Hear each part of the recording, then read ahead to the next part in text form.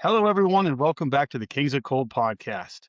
My name is Brad Gates. I am your host, a C38 refrigeration contractor, founder of Cold King Mechanical in Southern California. We do refrigeration service, maintenance, repairs, upgrades, those sort of things. We're excited to have a pretty exciting guest on our show today. This young man has really made quite a splash in the social media scene, in the HVAC world, in the trades world. And I, for one, really enjoy following his page. He cracks me up all the time. His content is hilarious. I love looking for his feed, for his page whenever he's popping up. He always entertains me. So we're excited to welcome to the show today's guest, Savion Williams, otherwise known as HVAC Savior on Instagram and I'm guessing other social media platforms. Welcome to the show, brother. Yes, sir. I'm very glad to be here. I'm very blessed to meet with Brad here on his podcast, and I'm just very excited to go over everything, kind of show a little bit about my life and my personality, and you guys get to really see the behind the scenes of what it takes to be a content creator in HVAC. Hell yeah. Well, I'm looking forward to it, man. Like I said, no bullshit. I do get a kick out of your content. You make me laugh all the time. It's just such funny stuff, and I can't wait to hear about kind of how your processes go and stuff like that. But first of all, how did you even get into the trade as a whole? So I'm 24 years old. So after high school, I kind of took a few years to kind of decide what career path I wanted to take. And before I went down that route, my grandfather kind of threw in an idea like, hey, the trades are going to be good in the next few years. So he kind of threw that idea out there. So it was in the back of my mind after high school. But really, what settled it for me was I need a career that I know is going to be able to provide for me. And at that time, I found out I was also going to be having a daughter. Okay. So I needed something to not only provide for me, but also my family that I was making as well. So it was either going to be join the trade or join the military. And I decided like, hey, HVAC, that looks really cool. It's going to be needed in the future. And that's kind of what got me in that direction. Okay. That's cool. Good for you. I took the military route myself when I was coming up as a youngster, and I didn't even realize there was refrigeration guys in the military. I would have probably just Mm, done that. I did something completely that's different and true. then started from scratch. I took like the long fucking road to get here on my end, but That's, good for that is you for true. realizing that, hey, I got to get into something. And because I got this baby coming and handling your business, have you been very happy with your decision to do that since you did get into the trade? Yeah, so this gives me a lot of purpose. Like I'm learning a service that's very valuable. I'm able to use this trade, like even outside of the trade, and just have the knowledge of using tools and, having that creative mind on fixing problems and solutions, dealing with stress. Like it's good. Like overall, I, most days I love what I do. Of course, there's going to be hard days. Everyone has hard days, even if you do what you love. So at the end of the day, my why is for my family, so that gets me through the hard times. There's not days where I wake up and I'm like, yeah, I'm not going to work today. Like I never think like that. It's always like, how can I improve myself? How can I get better at this career? And how can I make this like a long-term job for me and my family? Yeah, I love that. That's an excellent mindset, and that's an excellent way to approach the growth in this trade. And you touched on something that I'm starting to hear a lot from young guys, and I'm proud of all the young guys I hear that say this because you realize how much this trade affects not just you being able to do one thing, but you being able to do a lot of things. You're probably looking at Mhm. stuff around your house now where a couple years ago you would have never tried to tackle that, and now you're like, oh hell yeah, give me like some screwdrivers and some like so maybe like a quick little YouTube video or something, and I'll Yeah, fucking handle it. I'll be a DIY at my house. That's right. Yeah. Yeah, so before HVAC, like, I didn't know any hand tools. Like, you could probably hand me some wire strippers and be like, "What is this?" And I'd be like, pliers?" Like, I would not know anything. I didn't know how to use tools, how to use anything. So, Okay. like, me getting into the trade, like, I had to learn all of that, and now I'm at the point where I'm like, "Man, it's just like second nature for me," you know? It's like, you know how to use tools, you know how to put stuff together, you know how to fix stuff. Like you said, you can work on pretty much anything now. So that's Yeah, what it that's feels like. badass. That's what I love about the trade too. You're kind of a plumber, you're kind of an electrician, you're Yeah. kind of a rigger, you're kind of a welder, you're kind of a fucking we kind of got to do a little bit of a bunch of different Yeah. trades. And I've been doing this 16 years and it's kind of crazy the shit I know. Sometimes I'll be doing something and I'm like, how the fuck do I know how to do this? Oh, Like if yeah. I'm rewiring a time clock or just so I could take a system and completely rewire it into something completely different. And I'm like, how the fuck do I know this? Yeah, and to the average person, it just looks like a bunch of wires, a bunch of craziness, like parts you've never seen before, Yeah. but, like, when you actually understand it, it's like, "Wow, this actually wasn't so bad." Like, you just overwhelm yourself sometimes, but Yeah. Yeah. Once you actually do it, you're like, "Okay, that wasn't so bad." Like, I coulda done that a long time ago. Yeah. Did you go to trade school route or junior college? I did. So after high school, I was living in Hawaii for a little bit. That was like a little blip of my life. That could Okay. probably be for another time, but I was living there for a little bit. After Hawaii, I moved to Texas, and that's when I really locked down my career and was like, "Hey, I need to like get started in this." Like that's when I found out I was going to be having a baby. I was like, I need something like let's figure it out. So I looked up literally on Google. Like people ask me all the time, like, how do you start HVAC? Where do you start? Me, Googled HVAC schools near me. I looked through the list. Okay, this one looks cool. Let me call them. Hey, when's your next class? Oh, in 3 months. Okay, cool. I went to the school. It was in San Antonio, Texas. It's called Lamson Institute. Uh-huh. Went to the schools, went through a tour with the lady. I was like, "Hey, I like it. You guys have a lab here. You guys have teachers, classrooms. Yeah, this is great." Ended up signing up for the following class. Went to school for 10 months. It was Monday through Friday from 8 in the morning to, I want to say 8 to 2 p.m., 8 to Okay. 3, Monday through Friday for 10 months. Okay. So that's the route that I went. And looking back, it did set me up for success, but I feel like there was a lot that I was missing out on in school that made more sense when I was actually in the field. Mhm. Well, Like, I feel it's like hard. It's hard to understand the stuff that they're telling you in school. I mean, I went to junior college and then I didn't go for very long because I already had a lot of buddies in the trade and I was hired like right away. I only finished like 2 semesters, but I would be like a fucking year in the trade, walking on some random job and shit from school 2 years ago or a year ago would click in my brain and I'm like, yeah. Yeah. "Fuck, that's what Yeah. they mean," you know? Yes, exactly. That's exactly how it happened for me. Like, outside of school, I feel like it's when it really started clicking, like, you understand, like, the theory behind That's everything, but you it. don't know what to do with the theory, and then you're in people's houses, and you're like, "Oh, that's what the contactor's doing.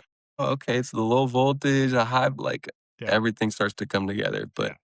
definitely, like, being in the field is what really, like, pieced everything together for me. Yeah, that's for sure. I think that's for everybody. And I think that's just the best way to learn. And I learned mostly hands-on. I did pick up some theory in school and I was around refrigeration already. I was in a refrigerated warehouse, but all the learning happens when you're actually out there doing it and making the mistakes. And then you think you got it figured out and then something runs you over or kicks your ass and you're just like, what the fuck? That's not what I thought. I was like talking about like last time I saw this. So, realize it's a broken wire or something completely different. But most of the learning is done in the field, hands-on, making mistakes. You learn a lot more getting your ass whipped than you do winning, I think. Yeah, that was the same for me too, and I feel like I learned the most from, like, making the mistakes in the field and, like, learning from those mistakes. So, like, of course, when you first start off, like, you're not gonna know everything, so when you mess up, usually it's pretty bad. Usually it's a pretty bad mess up, Yeah. but, like, those have been my best learning experiences. Like, when I failed, just knowing, like, "Okay, what caused that to happen, and how can I never do that again? Like, how can I never put myself in that situation?" So I've had some pretty big failures. I've had moments where I'm like, yeah, this isn't for me. Like, I'm not cut out for this. Maybe I shouldn't do HVAC. But at the back of my mind, I'm like, no, you just gotta get through it, man. This is a hard time. You're not gonna know everything. And I'm glad that I stuck to it because, I couldn't imagine being in another trade and I love what I do. So it's paying off for sure. Yeah, that's great. I love that. And those moments are real. I mean, the ones when you're like, fuck this, I'm going home and I'm not coming back, man. Like I've been there before. I mean, fuck, I still get there once in a while. Although the older I get, the more I seem to enjoy getting my ass kicked. Like when things are not going well, I used to hate it when I was younger. And the older I get, the more I start to just really enjoy those days where I'm getting my ass whooped because I know now I'm going to learn something from this. I'm going to Yeah. win. I'm gonna Yeah. fucking win. I'm gonna figure this out. How long it takes and how much effort I have to go through, I don't know that. But I know now I'm gonna fucking win and I'm looking forward to seeing what I learned from it.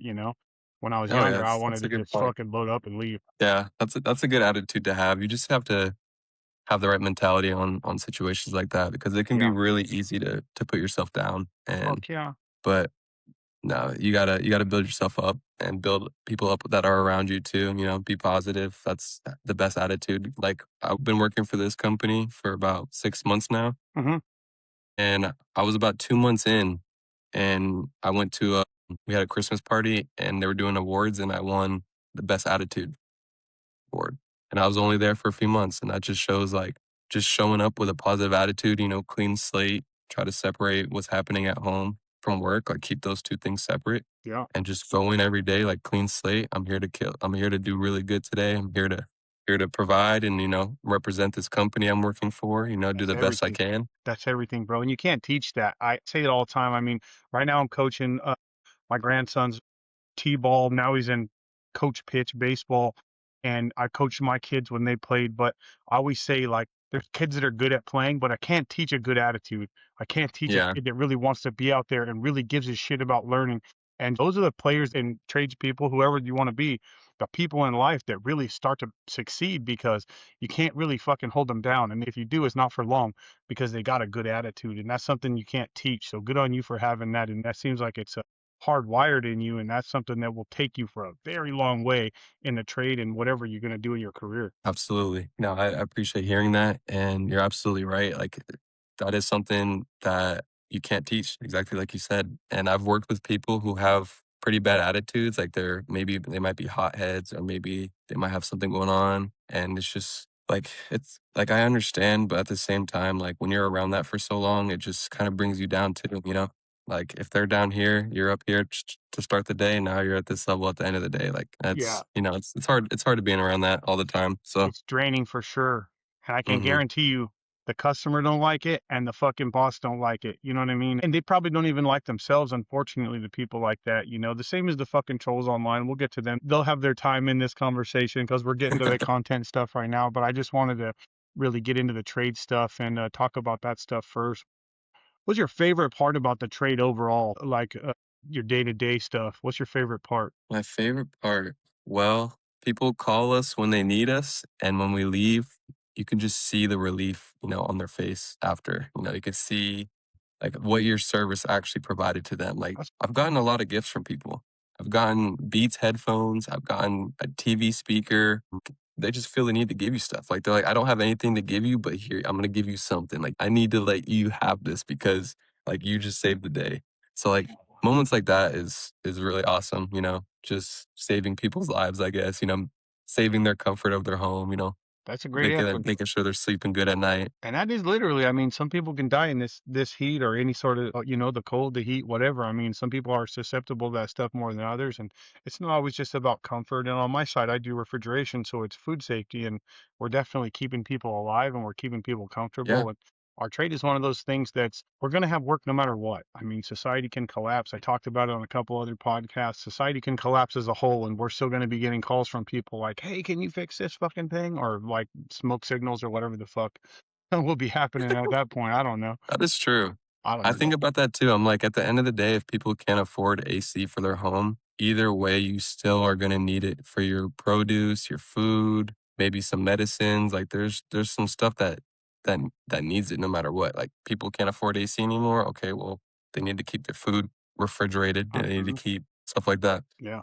And that shit has to happen. It's all the same principle too, you know. I mean, I've been around the trades from refrigeration down to HVAC to I do a lot of commercial HVAC, HVAC. I don't know how people say it these days. I just recently found out that you people say only HVAC or HVAC, but I say both. I don't really have like a Yeah, fucking I've preference. only said HVAC, honestly. I haven't said the whole HVAC. I get it, but Yeah, I just HVAC's recently easier. figured out people are like, only say HVAC. And I'm like, well, what about the R? You forgot about the R. Do you say the R Yeah, every time? No. exactly. It's missing in both of them. So Yeah, yeah, either way, yeah. it's not the right thing. That's true. It is what it is. We don't even, fuck it. We don't even need the R. Throw it in the trash. Yeah. So you're doing really well in your content creation. You're on a bunch of different platforms or mostly Instagram? So recently, I've been taking it a little bit a step more serious. So I started on TikTok. That was it. Oh, Just okay. TikTok. That's where I started. And then now, February of this year, I moved over to Instagram, posting Oh, literally what I post on TikTok directly to Instagram. Like, it's the okay. same thing. So if you look at my TikTok and look at Instagram, you're going to see the same videos. Recently, I made a YouTube account. I might possibly start trying to get into long form content or Hmm. maybe YouTube shorts. I've been posting on Facebook too. Facebook is one of the higher paying apps as far as Hmm. you're getting views. Facebook pays really good. And then I made a LinkedIn account a few days ago. I'm gonna start posting more professional posts on LinkedIn. Okay. And there's one more that I think I'm missing, but I'm trying to spread out on all the platforms. But right now I'm prioritizing TikTok, Instagram, and Facebook. Okay. And it's HVAC Savior on all those platforms? Yes, yes, sir. It's all the same. HVAC Savior. Okay. How did you come up with that name? All right. So I used to have a content account and I used to post the dumbest videos ever. Like, if I showed you, it would be so cringy, but I used to be a creator. I wasn't very good at it, but I went with the name Sir Savior. That was my name, Sir Savior. Okay. So that was just a nickname I got from my childhood. They would call me Sir Sav, Sir Sav, Sir Sav, and eventually I turned it into Sir. It's supposed to be Sir Savier, but that's like too confusing. So it's just easier to say Sir Savior. Okay. So I basically got it from my nickname. And then, of course, I do HVAC content. So when I stopped posting the dumb stuff, I took like 3 years of a break. I was like, you know what? I really love posting. Like, I love content. I love creating. I love making people happy. I love making people laugh. Like, why don't I just do that with my job? So I converted the name HVAC Savior and I started teaching people HVAC, like what I'm doing on my job today. Yeah. Hey, I'm putting some sealant on this unit. Hey, I'm doing this. Hey, this is how you test the ECM motor. Hey, this problem's happening to me. And I would just document it. And then more and more, I'm like, okay, people are actually liking this. This is getting better and better. And then I started incorporating some funny stuff like, okay, let me throw in a skit. Let me throw in a meme. Let me throw in something relatable. And then that started building up more and more and more. And then eventually I was like, okay, well, can't do too much of one thing. So let me just educational here, funny here, meme here, skit here, and just go back between them all. Yeah, that's pretty cool. And I think honestly, that's a pretty good format to use because, like, for me, like, I'm a fucking podcast. I post podcast stuff, and I'm like, I'm trying to find ways to make different stuff. But if I switch too far outside of my lane, then the podcast is going to get missed entirely. So Yeah. it's a strange point for me, but I did decide to start a podcast. That was my lane. So here I am. But it is good for you to be able to have multiple aspects of what you can post. And I like a lot of the stuff you post as far as Thank you. educational stuff. I like your little characters that you play. How did you come up with those little characters? Do you just do those on the fly? If people haven't seen them, you I should look do. it up. It's fucking hilarious. I do. So it's funny because like when I make those, I truly don't know what's gonna be funny because like it's just in my mind and I'm like, is this even funny? Like I don't know. Cause after making the video and I watch it like 2 or 3 times, I'm like, this isn't even funny to me. But at the end of the day, content is content.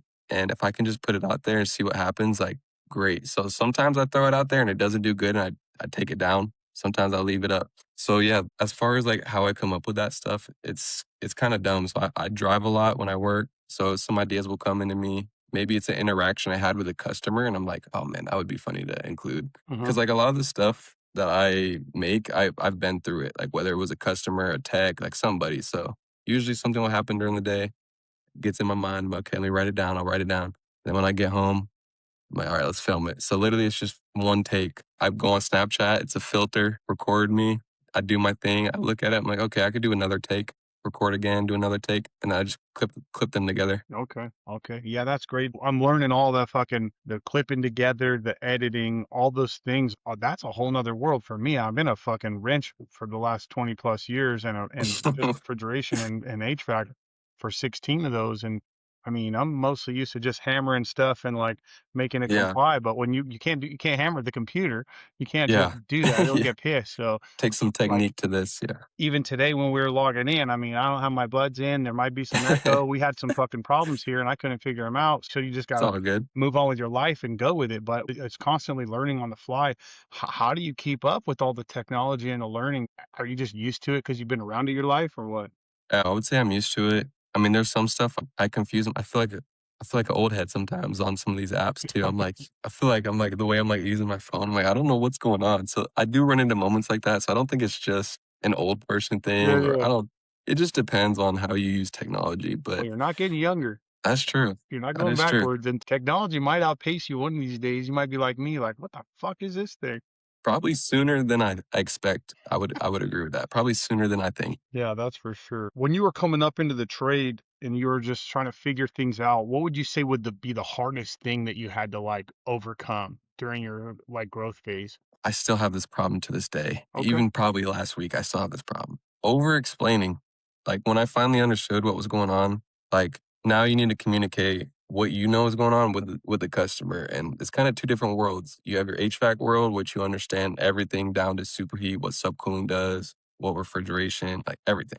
And then now you have to explain to the customer what's going on. So how do you tell them enough information so where they understand what's going on, but they're not going to freak out because they don't understand what you're saying? So like I have problems where I probably say too much to them. Like, let's just say, for example, I'm like, hey, yeah, everything looks great. Your unit's 2 years old, but I noticed your fan motor is pulling zero point 0.8 amps and it's rated for one. That's just a little high. And they're like, oh, freak out. Like, oh, no, what do I do? How do I reduce that? Like, situations like that, I put myself in where I'm like, damn, I probably didn't even need to say it like that. It's just the way I said it is making them like question too much now. It's not like you got to lie to them, but at least find ways to talk to them that they're going to understand as a homeowner. I have the same fucking problem, bro. So don't Really? worry too much about that. Really? I have the same problem. I've been doing this for a long time, and we're highly technical experts, and we want to share with people what we're talking about. And I have some customers, like especially my new customers, I try to really clearly explain to them what it is, and I break it down. A lot of people understand car stuff, so I'll put a TXV Mm. in the same category as like it's like your carburetor or a fuel injector. It's the piece that feeds the Mm. proper amount of refrigerant into the system. So I do try to explain it to them. And then I have other customers that I've been with for a little while and they're like, I don't fucking care. Just fix it. Yeah. They know me. They Yeah. They trust don't me. even want to know. They know I'm Yeah. going to handle it and they don't care. And then there's other people who literally want to stand over my shoulder and be like, which one's that one? Which one's this one? And guess what? I don't mind because I'm an open book. And if there's something that I don't know, I'll fucking be like, I don't know what the fuck that is, which is not every day, but once in a while, I don't know, every I'm the fucking, same way. I'm the same way. I'm perfectly fine with customers watching over me. I'm fine. My favorite though is what you said the first time. That my favorites are like, I trust you. You've been here before. Just tell me the bill when you're done. yeah, I'm like, I love it. yeah, But the ones that stand over my shoulder, like, let's just say 90% of the time, I'm awesome with it. I'm cool with it. I explain to them. I'm telling them what I'm doing. That 10%, maybe I had a rough day. Maybe I'm running late, and I don't really have that mental capacity to work on the unit and also tell you what I'm doing. Like, because sometimes I need to focus. You know, there's electrical you're dealing with. You're trying to read numbers, and if you're trying to talk, like, I've had moments where I leave the breaker off, leave the disconnect out, leave the capacitor unwired because it's like trying to have a conversation with them. So yeah, but those times I'm like, hey, it's good sometimes, but not all the time. But like I said, I don't mind it. At the end of the day, it's a relationship you're building. It's you can't really treat it as a customer. I treat it as more of like I'm building a relationship with them. Whether it's they like my service that I'm providing, they like the company service that we're providing, or like yeah, at my old company in Texas, they liked the way I'm doing things. Like pretty much I'm selling myself to them. And yep, they're like, hey, can I refer you to my neighbor? Like me. I'm like, yeah, that's fine. Like I don't take customers from my company. But if you refer me to people, that's free game. If you like what I'm doing, like if you want to send me there, I'm okay with it. yeah, fine, for sure. Yeah, and it is about relationship building, and this whole trade is about that. It's very important to be able to build those. And I noticed through my career, some of the people that I really didn't like or I thought were going to be the fucking worst customers became some of my best customers. Dude, that Because is it's sad. It's actually a bad reflection on us because a lot of these people have been fucked over real bad by somebody, yeah, and that's why they're the way they are. It's like, you know, that yeah, funny thing with it, who hurt you? You know what I mean? It's yeah. probably some other fucking tradesman hurt them real bad, and then now Changed they out want to 4 make sure parts and you're the unit good. still didn't work. Yeah, yeah, Yeah, that's true. You got it's like it's all about perspective, you know? There's a reason why they are the way they are, and sometimes you just gotta accept it, it might just be the personality, they might just be rude, they might just be a rude person, they're not trying to be, but that just might be who they are. yeah, So, I don't ever let stuff get to me. The only thing that bothers me is if someone questions my knowledge and says, "I don't know what I'm doing," like, that bothers me because 'cause I'm like, "Bro, I've worked way too hard to get to this moment here for you to tell me I don't know what I'm doing." Like, that can get to me a little bit, but I remain cool. They probably can't tell that that upsets me, but I still keep it cordial with them. that's why I have my own business. I could just tell them to fuck off and leave. "I don't know what I'm doing?" Find someone else then. Fine, fuck you, then call somebody else. I don't care. I would I love don't to really say have that. that happen, but I mean, I could just tell them, you know what, I'm sorry, or you know what, my favorite is like, sorry, dude, I'm booked for like 2 months. That's a good one. I can be there in like 2 months if you want me to, and then they're like, but luckily I haven't had to do that to too many people. I really get along good with people. I like people and I appreciate people overall as far as that shit goes. Customers are quirky and weird, but like I said, some of the toughest ones to initially start have been the most fruitful and Yeah, my favorite ones. Some people you're just that like, is true. I don't like this motherfucker. Next thing you know, probably like your buddy in junior high, you had to like fight him real good, and then after that, you were best friends. You know? Yeah, no, that's a good point. I've noticed that too about certain customers, and it's crazy. Like another thing I love about my job is just how different every day can be. Like, yeah, we're working Yeah, on the same type of equipment, but you're in a different position. Like, even if you're in the same neighborhood, the units are installed a little bit different.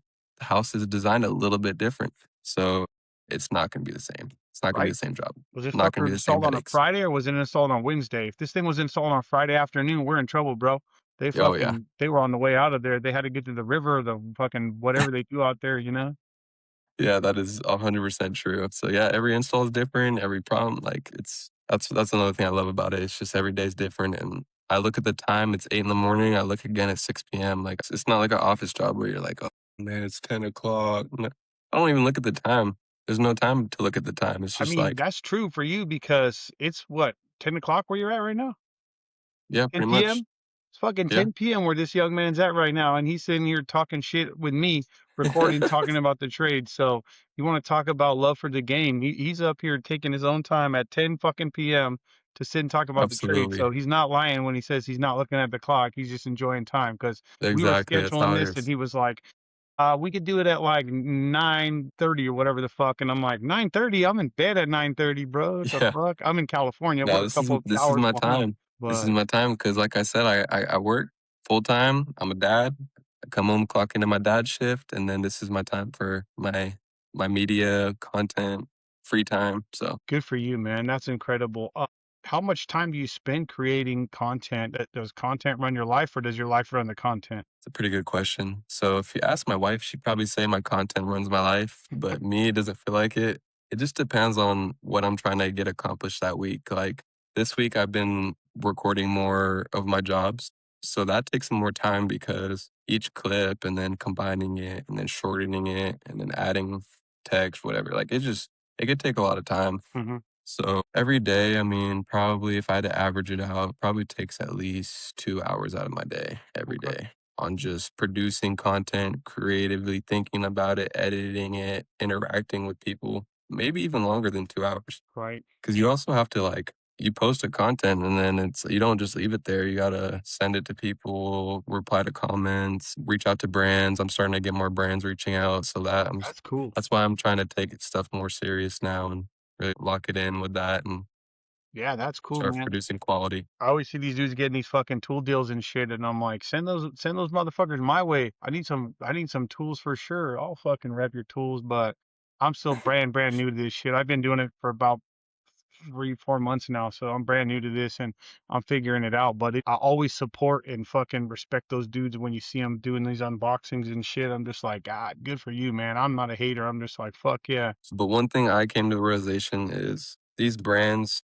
they recognize our accounts are doing good, and it really doesn't take a lot for them to send us a free box. And if we post it and show off their product, that's $0 in marketing they had to spend. So now my approach is basically like, hey, sending a product is not going to be enough. Like if you want me to review it, using a video, there's gonna have to be some sort of payment. Like just I have a media kit that I made, so I have pricing on just different things, like maybe a post and a tag. Is this set price? So I have it on the bottom. Like if you send me a product, there's no guarantee like I'm gonna make a video for it now Right. because essentially they have a marketing budget. They're gonna try to stay within that budget. So if you're doing free content for them, you're doing them such a huge favor. Right, for sure. A lot of the times too, like I'm not hating on any brands. Like I love the brands that decide to collab with us and work with us. But if some of their social media pages, like it's just not like up there, I guess. Like they might be lacking in engagement. So if they see us with high engagement, they're like, hey, let me attach us to that. We'll share it on our page and kind of get a little bit of engagement from that. So Sure. now I'm not really trying to do free content like that anymore. Like I Right. was so down, but after realizing that, I'm like, Well, you go through your like, phases, right? And there's levels to this shit, and you're at a level right now where you're growing into that upper, like a larger echelon of growth across the social medias. I mean, I think you mm, told me on here that you're getting about a couple million views on some of your shit here and there, and that's a pretty big deal. I mean, a couple million people viewing your content is insane. And I know you had a haircut pretty recently that had something to do with some of those, right? just Tell, straight bald right now. Yeah. tell us a little bit about your haircut. So I had long hair. It was like super long, probably as long as your beard. Probably I don't know, probably longer. Okay. But I had a deal where if I hit a certain amount of followers on my page, I was gonna shave it all off, and within, like, a few weeks, it had hit that number, so I was I kinda watching took that. a little bit to cut it off, but I did it for the followers, for hitting my goal, It so looks pretty good. It's in a nice little spot right now, but, it is. I was watching that and I was like, "This he's gonna fucking regret that number, or he's gonna wish he would have said a higher number or something." Because I was watching it You're and then I saw you fucking go, "Phew." I was like, "Oh, fuck." Yeah, honestly, I'm not even gonna lie, I think someone bought me followers. I think someone bought followers and sent them to my account because there's no way that I gained that much in that short time period. It's still hilarious whether somebody did it, whether somebody bought the followers or they just organically showed up because your little skit worked. But I'll tell you what, I ain't doing that shit with my beard. I promise you. Fuck Oh, hey, that. that would be good, man, and maybe we could do a little 50,000 followers for your Dude, beard's gone. people would be like scared of me and shit without my beard. I'll look like one of you young bucks without this shit. I'm keeping my beard around. I don't want to get No, mistaken for no it's young. definitely a signature look for you, and you can't get rid of it, Yeah, so yeah, I can't do it. It took me too many years to grow this fucking thing. This is my freedom beard. When I was in the military, I was always like, I'm gonna grow a beard. And then when I got into refrigeration, I was doing ammonia. So you can't really have a long beard with ammonia because you have to wear a face mask because that shit will kill Mhm. you. So a lot of people don't know about ammonia as a refrigerant, but that shit is deadly as fuck. R717, I don't know if you heard about it, but anhydrous ammonia, that shit will kill you. And you can't keep a long beard because you can't wear your gas mask safely. Do they use that refrigerant anymore, or did they phase that Oh, they out? use it. It's the big dog shit. So that's what they use it in big industrial plants. You look around you, there'll be big industrial plants with 40, 50,000 pounds of anhydrous ammonia. I'm talking up 50,000 pounds of refrigerant in the plant operating. I have a question for you. Yeah. So, as a residential technician, I've Yep. been in the field for 3 years. What would be the first steps to getting into something like that? Like, how would you take the first steps to get into what you just described? Well, I'm not telling you to do this because your boss may be listening, but you would want to just find refrigeration companies that do large industrial refrigeration in your area and just start talking to those guys. Find maybe a RETA chapter. RETA is Refrigeration Engineers and Technicians Association. They deal with industrial refrigeration. I'm a member of RETA. I've been a member of RETA for a lot of years. They'll have RETA meetings around your area, and you can go to those whether you're a member or not. So you can go visit a RETA meeting and you can meet other industrial guys and you can start working towards that shit. And I highly recommend it because the industrial stuff is really the big leagues of refrigeration, and it's a lot of fun. I mean, when you walk in, I'm going to do some videos here pretty soon where I go visit these big plants that I work on or used to work on, where I cut my teeth. But I would definitely get involved with some of the Rita stuff, check out what they got going on, and then go visit those meetings, and then you'll start to just make acquaintance with some of these guys. And some of these That's in-house what it's about. jobs are big, big money too. And all you're doing is really going around. That's what I started out in-house. I was a forklift guy. And then they were like, you need to learn refrigeration. So then I learned refrigeration. But I was already working for a company that had an industrial refrigeration system on site.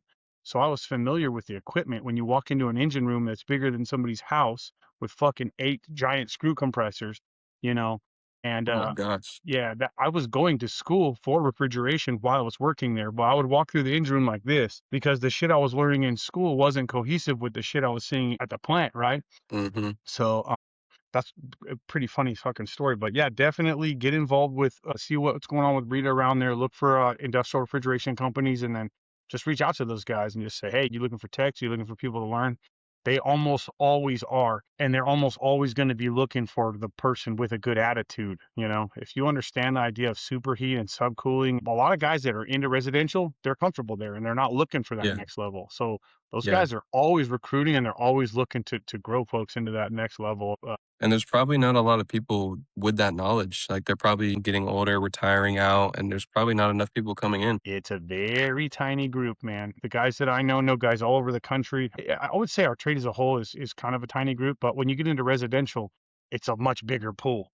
When Yeah, you go it commercial is. and industrial, it shrinks pretty significantly because it weeds out the hobbyists and it weeds out the guys who are just going, like, a lot of guys don't really understand theory. And I'm not talking shit, but a lot of guys don't understand theory. They just know if this is happening, it's this. If that's happening, it's that. They understand the idea of what's going on in the system. They don't understand the theory where they can take the knowledge they know and really work on anything, you know? So if That you makes a have lot of that sense. understanding, then you can grow to the highest levels in the trade. Wow, thank Yeah. you. I appreciate that. I think that was Yeah. a very good answer. Would you recommend that to somebody who's never done really commercial or industrial. Yeah, I mean, I would highly recommend it. I mean, it's really not that much different. It is different, but in certain ways, residential is harder than the industrial stuff. When I'm in an What do you industrial say? plant, sure, the fucking control system's over here, and then a quarter mile over there is the fucking solenoid valve that I'm looking for to turn on and off. You know what I mean? It could be Okay. across the whole fucking warehouse or around the corner and 35 feet in the air, but it's bigger system, obviously. But in some ways, it's easier to deal with because rather than climbing around in an attic, you're driving around on a scissor lift. You know what I mean? So it's just a difference in that way as far as what you want to look at. And the thing with residential is you might have 100 customers or 200 customers that you deal with on a constant basis. When you're doing Oh, yeah. industrial, you're going to have 10 to 20 customers that you deal with on a regular basis. Now you're going to deal And with them it's a lot. is it a lot of preventing things before they happen? So 99%, sure, there's emergencies and sure, there's repairs, but when you're talking about a customer that has 10 or 50 or $100 million in product, they're not just talking about their comfort. They need this fucker to run no matter what. Now, with that also comes the urgency. If you work for a company and there's 10 guys, you're on call, right? But like for me, myself, the reason I don't do industrial these days by myself is because I'm a one-man show. I can't just take a vacation when I'm doing a bunch of industrial accounts, which I don't do right now because I got to be able to be there 24/7. They don't give a fuck if your leg's broke, it's your anniversary. They don't care. But they need their stuff working. They can't have it down. Which remember I said they have like 8 compressors in there? Like Mhm. 3 or 4 of those will run. The other ones are redundancy. They're backups. So if a compressor fails, you're going to switch over to that other compressor. And when I say compressors, I'm talking about like bigger than like a Suburban. Or Yeah, yeah, I've seen a picture. They're yeah. like yeah, If I I was wouldn't like even know where to tech start. savvy, I would like pull one up and show you a picture or some shit right now. But yeah, you're talking about a compressor that's as big as a fucking like a Suburban or some big shit. You know what I mean? Like a giant compressor. Think it's I don't know if it's human nature or what, but I think it's just the idea of like the uncertainty involved with that and the unknown, like something I haven't done before, something bigger than what I've ever seen on a bigger scale. I think that's kind of what makes me nervous. Although I'm nervous about it, yeah, that's insane. So that's a compressor package. So the top part right here is there's the motor over here, and then this is the compressor, and then this is the oil separator on the bottom, and then the refrigerant flows through there. There's a bunch of cool shit going on. But anyway, yeah, like you're talking about an engine room with 8, 10, 12, 15 of those fucking things, and they get bigger than that too. So, Yeah. and the Okay. uncertainty is good. That's one of the reasons I started my business because I went from huge industrial to smaller commercial shit. I never seen half the shit I was working on when I started my business. So it's really Okay. hard and it was a little bit embarrassing at first, but I did thrive on being able to call myself a very well-rounded technician to be able to Hmm. walk into a fucking giant warehouse and get that thing back running or a little tiny restaurant or your dad's house. You know what I mean? Like, In a situation that you like haven't been in before, but fake it till you make it. yeah. And that's what I did with I was literally a licensed contractor in there talking to my customers and they were like, yeah, yeah, can you fix this? And I had never seen whatever the fuck that is in my life. And I'm like, yeah, I'll fix it. I can make it happen. Yeah, I'm still here 5 years in, so I don't really get run over that much these days. I got a good handle on what I'm doing, but I enjoy the fact of how well-rounded I am, and I do seek Yeah, out things that I haven't worked on before, and that and is a and I good and I point. love learning new shit about it. It's fun. I would say the same for me. Like, I love the fact that I know installs. I love the fact that I've done new home construction. I've done repairs. I've done warranty. I've done service. Like, it just, now my company can throw me anywhere. They can throw me on a job with the installers. I could do it. They could throw me on a job. I can go run a maintenance call. I know that's easy, but I can do anything. And Yeah, that's makes me feel super valuable. Like, damn, I'm really that guy. I'm the guy people want to call when they need help with a unit. And I'm at my house on my couch, like, hey, check this. Oh, that's what it was. Okay, and they're cool. so happy. They send me money. I'm Yeah, like, "Yeah." I love that. Like, moments like that is what I love. So, Good on yeah, you, man. being a Well, you earned well-rounded that tech. shit. You worked really hard for it and you earned it. And it sounds like you're definitely on the right path with that kind of growth mentality to where you want to see how far you can go. And Yeah, I that's would exactly definitely right. encourage you to look into the industrial shit. It's it's mind blowing at first, but for me, it's kind of weird because I started there and I worked my way down almost backwards. But I say it all the Yeah. time on here. I still don't know shit about installs. I've only done 5 like residential installs in my whole life, and because I only do residential AC for like friends and family, you know. So I got Mm, buddies that I call up, and then they'll help me go do it for a friend or some shit like that because I'm so yeah, unfamiliar with it. So I'll be working with my buddy doing an install. Shout out Jimenez Heating and Cooling, and I'll be like, well, what do I do now? And he's like, motherfucker, you're a contractor. Like, why do you keep asking me dumb questions? And I'm like, I feel like an apprentice on the job, even though, you know, I'm a literal contractor running my own business. And he's like, that's you don't funny. fucking know this, but you know, we all have shit that we're learning, and I like learning stuff, and I'm still enjoying learning. So I'm like giddy about it whenever we're gonna do one of those. And although I don't do them very often, if we're doing an install, I'm like excited about it for like 3 days leading up to that shit, and then That's you cool to know, hear you say that though. Like just the fact that like you're able to admit that you're still learning, you know? Like from my perspective, if you would have never told me that and you would have been like, yeah, I've been residential for 5 years, commercial 10, like I would never question it. I'd be like, oh, this guy knows everything. Like this is the guy I can ask anything to. I'll tell But you what, now, nobody knows everything. And the guys that fucking sit there and pretend like they know everything, they're full of shit, man. Like most of those guys that are, let's say, in the residential world and they think they know everything, I can drag them up to the shit that I know and they'll be fucking, dude, they'll be a fish out of water trying to figure out what yeah. the fuck all this stuff is. So like I've seen refrigeration from the farm to the fucking hospitals to the fucking warehouses to the gas stations to the restaurants to the residential, but I still don't know everything. And nobody knows everything. We're all still learning every single day. And there are people who are more technically capable than others, but knowing everything is a farce. Oh yeah. I definitely I humble myself. There's a lot of moments just when I get to the point I think I know everything. Yep. It's like, holy, I need to get humbled really quick. And then I go right back to the bottom. I'm like, okay, Then there's CO2 systems, then there's new shit coming out, and I talk about it on here all the time again. It's like yeah, the future of refrigeration 15 years from now, we don't even know what the fuck it's going to look like. no, We've been doing shit the no, same way for 100 plus years, and some major shit is bound to change in the next 20 years. I think the way we currently do refrigeration will definitely not be the way we do refrigeration in 20 to 30 years. It's going to change that is completely. true. And I'm not talking about changing refrigerants. I'm not talking about putting a computer on a fucking evaporator. That's not what I'm talking about. I'm talking fundamental change from top to bottom. We don't even do it like that no more. You know what I mean? I can believe that, you know, with technology and where we're advancing, like who knows what the next system's going to be working like. So 100%. you That's just what I got to thought. always evolve and always, like you said, always stay up with the trends and, you know, what's going on, technology, just trying to keep up to date with all that stuff. Yeah, for sure. Yeah, and there's engineers and there's guys out there in the field, and they're constantly trying to find the next thing. They're working towards it. I mean, it's something I think about all the time. I remember being a young refrigeration guy probably 15 years ago. I started telling my buddies, like, dude, we could just make fucking water out of thin air. Because I don't know if you've Yeah. ever seen an industrial refrigeration coil, but they're Hmm. probably 10, 15 feet long by fucking 5, 6 feet tall. And if you see one of them fuckers iced up and then you start de-icing it, that's a lot of goddamn water. So I'm Yeah. like, if that could happen on accident, then we could definitely do it on purpose, right? So I've been thinking about that shit forever. And there's dudes out there and there's companies out there with millions of dollars and a lot of smarter people than me. And they're trying to figure out how to change the way we do refrigeration. And eventually they're going to fucking land on it. I don't think CO2 is the golden ticket. It seems to be like the big dog in industrial right now, but I don't think that's some game changer for me. You're just using a different refrigerant and causing a bunch of different fucking headaches. But something's going to change. They're going to find a way to do this shit way easier than we've ever done it, way better, and it's going to be a game changer. Well, if it's in 20 years, that might be beneficial because if we're going through like a trade deficit right now, and if our jobs get easier as it goes on, but I don't know, because then we might have to relearn, you know, everything that we've learned. So Well, we're constantly relearning anyway. I mean, look how fast refrigerants are switching out. Look how fast equipment's changing. I mean, look at ECM motors, which ECM motors suck, by the way.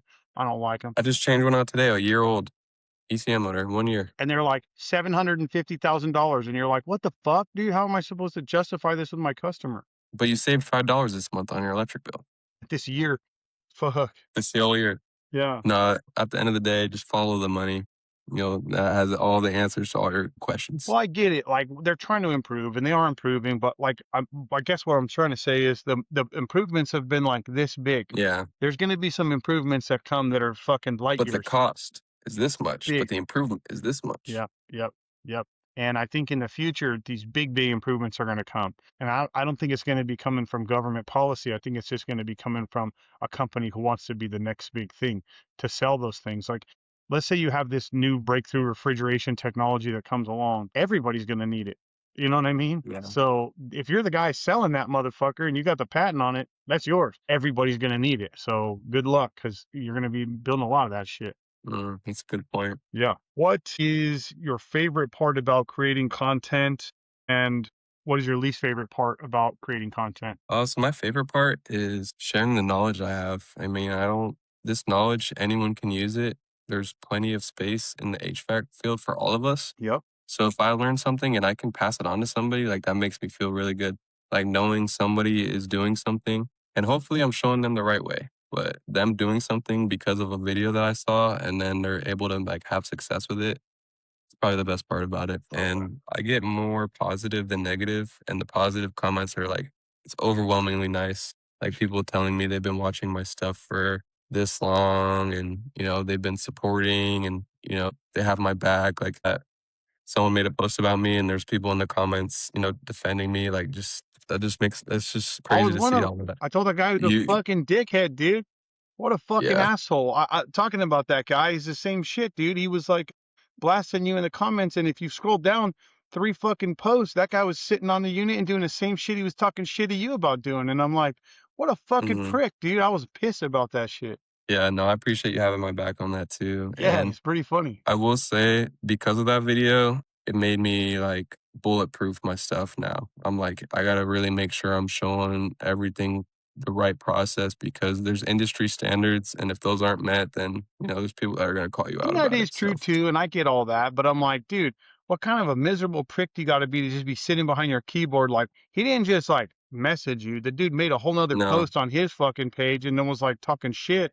And I'm like, how about just send the fucking kid a message and say, hey, dude, you missed yeah, this. And maybe I didn't miss it, or maybe I did miss it. Maybe I was having a fucking terrible day, bro. But yeah, at the end of the day, he was just doing what you were doing and trying to create content and get views, but he kind of went about it the wrong way. And I mean, I'm not singling that guy out, but I'm singling out every person that's like that. Dude, yeah. There's more accounts like the that, fuck and over it, dude. it did. I was honestly, I don't think I felt that much emotion for something on social media, but it felt like I just had no control over what was being said or. There was nothing I could do. It was already out there. And I saw the video from it getting sent to me. I wasn't tagged in it. Right? So it felt like more of a diss than anything. And then he ended the video saying I'm a parts changer. And I'm like, yeah, I did not work all these years, learn all this to be called. Like, he's saying it in a degrading way. Like, What is the no. sucker punch, dude? And the parts changer is a degrading thing, but it's like I see these guys all the time, like hack this, hack that.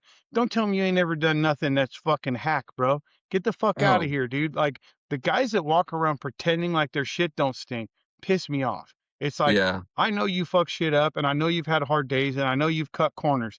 That's one of the reasons I started this podcast because a lot of podcasts are such. Sorry, podcast guys, but they're like stuffy fucking guys. Like, well, it has to be like this and it has to be like that. And I'm like, that's not true. Because I'm not advocating for doing shit the wrong way, but I see shit done the wrong way all the fucking time. And guess what? It works like a champ. There's no fucking problems. Everything's good. A bill's got paid. Shit is working. Customers cold. Food's cold. And we're talking 10, 20-year careers. I know dudes that have been doing shit the wrong way for 20 Their fucking years whole, plus, their and whole career. it's still working just fine for them. So I'm not advocating for the right way or the wrong way, really, on my point of view. But like maybe the fact that you think you know so goddamn much ain't right. You know what I mean?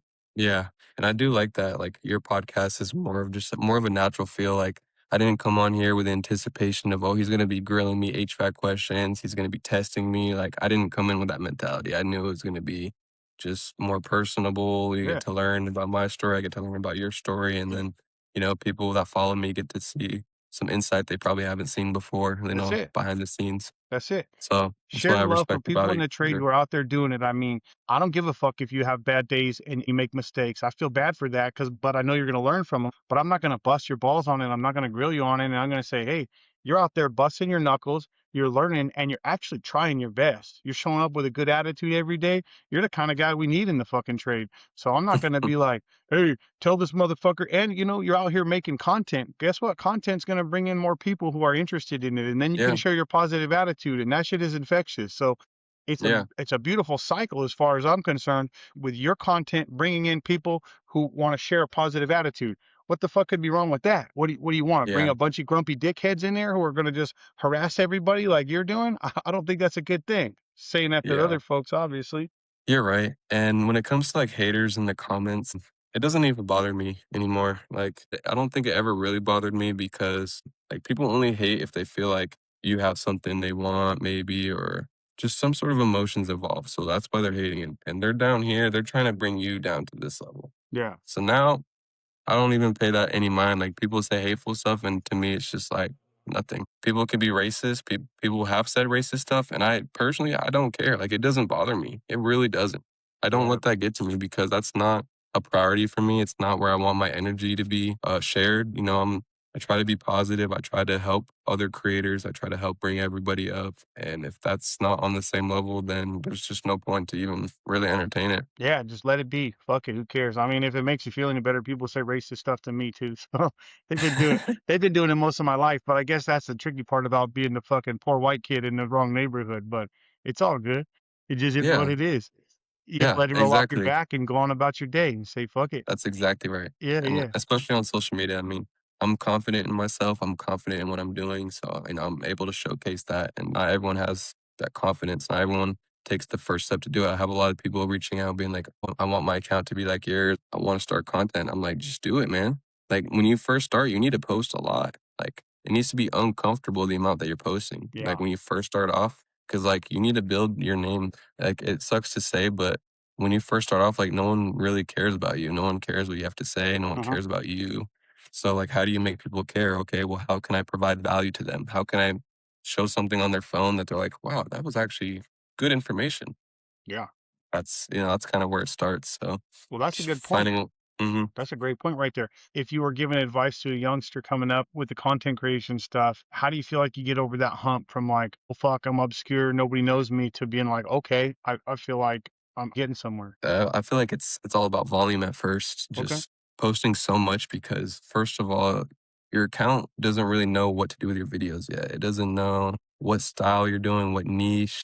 It doesn't know where to send you yet. So if you post like, let's just say you post 60 times in 30 days, that's 2 posts every single day. Now you have 5 videos with over 100,000 views. You have 10 videos with 50,000 views. You have 10 videos less than 1,000 views. So now you can kind of go, okay, well, the algorithm likes when I post this, when I format the video like this, when I put the words here, when I speak like this, when I use a certain lighting, that does the best. So now I have the information I need. Let me use that and just try to repeat that process. Okay. So post a lot and change it up and then do research on what did good and what didn't, is what you're saying. Literally, your account has analytics that will give you all the answers you need. Okay. Sometimes I go back, I'll scroll through my old videos, I'll find one that did good, I'll literally remake it. That's A good. little bit different. Yeah. Just change it up a little bit.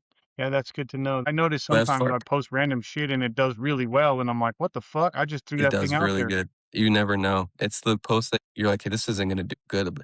I have a video, it's my best video, it's so stupid. I'm in an attic. I'm like the caption was, "When you charge the customers $800 for a repair." I'm in the attic like, "Yeah, I just finished this job, but I did it in like 10 minutes, so I'm gonna wait up here and wait a little bit because I don't want them to think I did it too quick." That's all I said. 2 million views. I'm like, Yeah. "I didn't even put any effort into that." Yeah. Like, what? Yeah. It's better to be lucky So than good sometimes. That's what I always say. I mean, if you think about it, every post is a lottery ticket.